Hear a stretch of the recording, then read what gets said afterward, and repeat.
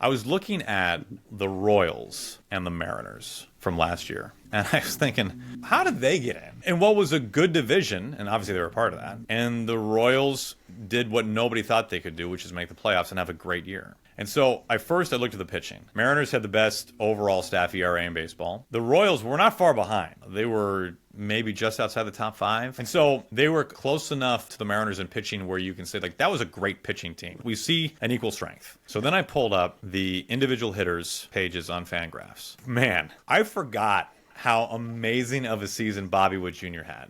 I mean, he had a 10-win season. It was unreal. I sorted every player with like a minimum of, I don't even know, like 50 plate appearances for the Royals. And it was Witt, who was obviously like almost 70% better than league average. And then it was Vinny Pasquantino and Salvador Perez. And neither one were like 150, 140, 130. It was like 1-0 something and one like 10 something. And then you know who it was? It's everybody who you kind of remember. It was MJ Melendez, Kyle Isbell, Frazier was on the team. Guys who were kind of in the last stages of their careers, or young guys who you're like, okay, you have one tool and that's it. And so the point is, he was an aircraft carrier, Witt, and everybody else just kind of hopped on his back. And that, with great pitching, rode him to the postseason. If Julio could do his best Witt, which is not a crazy thing to think about. Like, these are two guys who were as highly touted of prospects as the game offered when they were coming up. The difference was that Witt was a superstar for the whole year, and Julio was a superstar since July, basically. And as we know, we've heard Dan talk about it, like, there's a lot of games between opening day and July. The Mariners need Julio for...